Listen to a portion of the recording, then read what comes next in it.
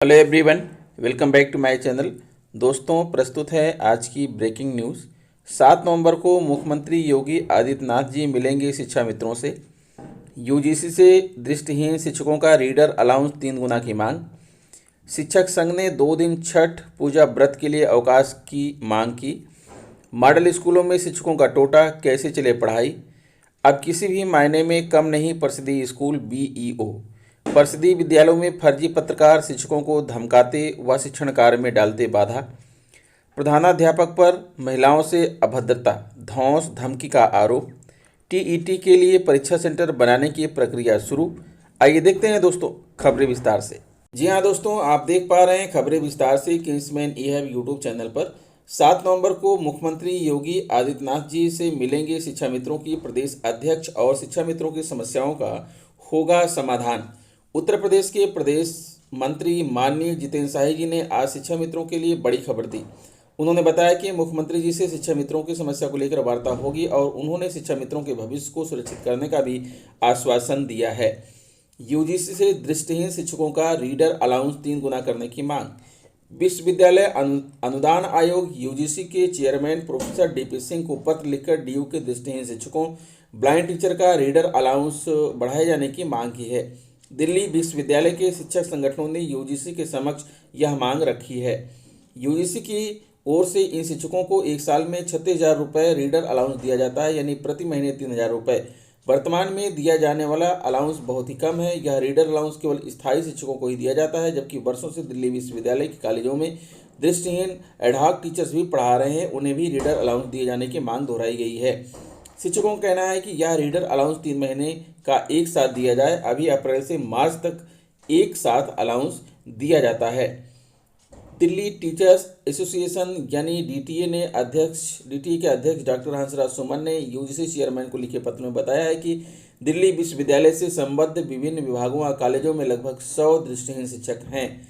इन दृष्टिहीन शिक्षकों को पिछले 1 दशक से सालाना रीडर अलाउंस 36,000 रुपये मिल रहा है, जबकि इस अवधि में हर वस्तु की कीमत कई गुना बढ़ी है।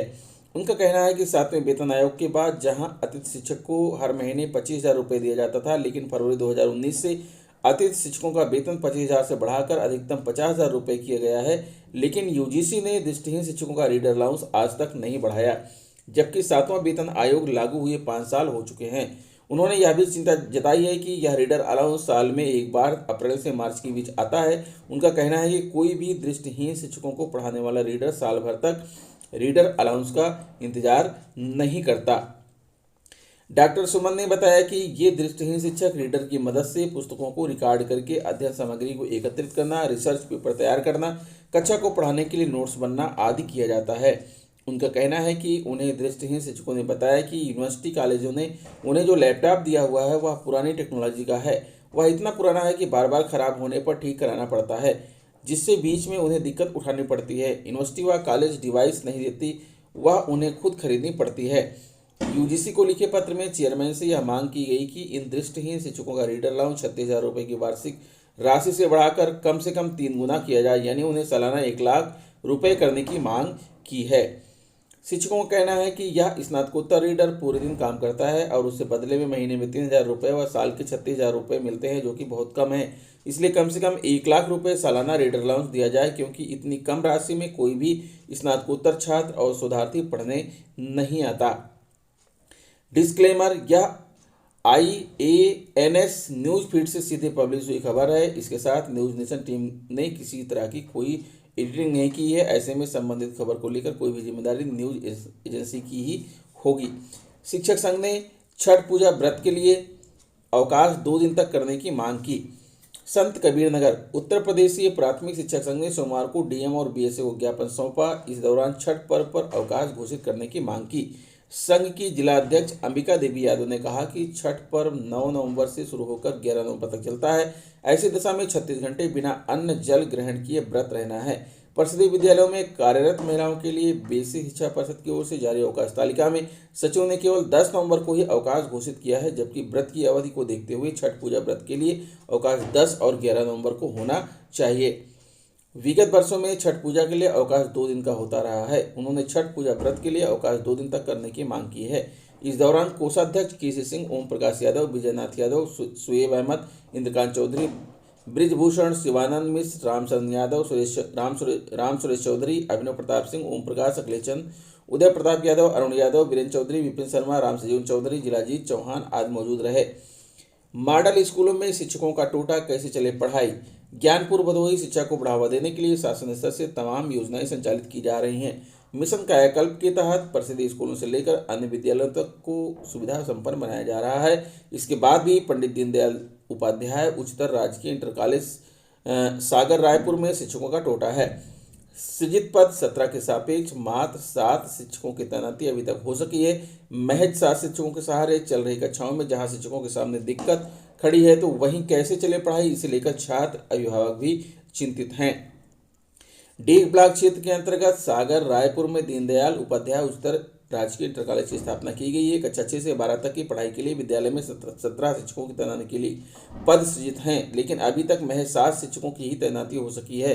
गणित व हिंदी सहित कई अन्य महत्वपूर्ण विषय के शिक्षक न होने से शिक्षण कार्य प्रभावित हो रहा है। गांव में इंटर कॉलेज खुलने से लोगों में कम खर्च में बच्चों को अच्छी शिक्षा मिलने की उम्मीद जगी थी, लेकिन शिक्षकों की कमी से उम्मीद को झटका लग रहा है। वैसे इस संबंध में जिला विद्यालय निरीक्षक नंदलाल गुप्त का कहना रहा है कि शिक्षकों की तैनाती का मामला शासन स्तर का है। अभी 7 शिक्षकों की तैनाती हो सकी है।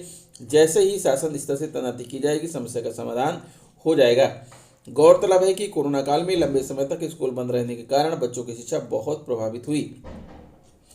अब किसी भी मायने में कम नहीं। प्रसिद्ध school BEO Jaunpur Muftiganj block के कंपोजिट विद्यालय भोईली में मंगलवार को दीपोत्सव कार्यक्रम एवं पुस्तकालय का शुभारंभ मुख्य बीईओ मुफ्तीगंज संजय यादव द्वारा फीता काटकर किया गया। उन्होंने कहा कि अब प्रसिद्ध विद्यालय किसी भी मायने में कम नहीं है।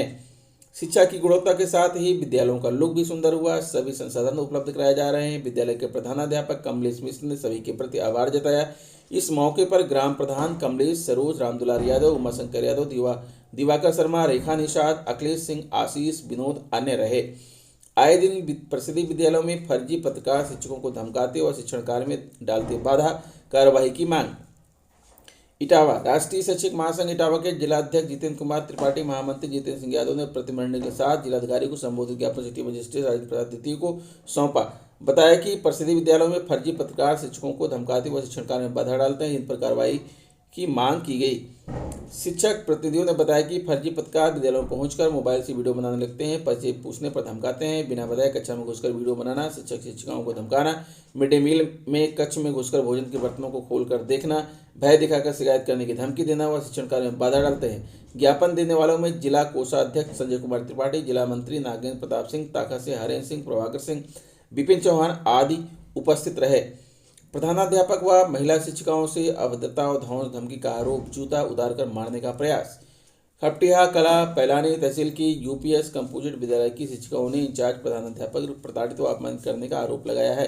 शिक्षिका केसना, संध्या शर्मा, नीलम साहू, रिजवाना बेगम ने बीएसए को दिए शिकायती पत्र में प्रधानाध्यापक पर महिला शिक्षिकाओं से अभद्रता और धौंस धमकी का आरोप लगाया है। कहा कि हाल ही में प्रधानाध्यापक ने जूता उतारकर मारने का प्रयास किया। इस बारे में बीएसए रामपाल का कहना है कि बीआरसी प्रभारी तिवारी को जांच के आदेश दिए गए हैं। उधर आरोपी शिक्षक ने अपने ऊपर लगे आरोपों को गलत बताया है।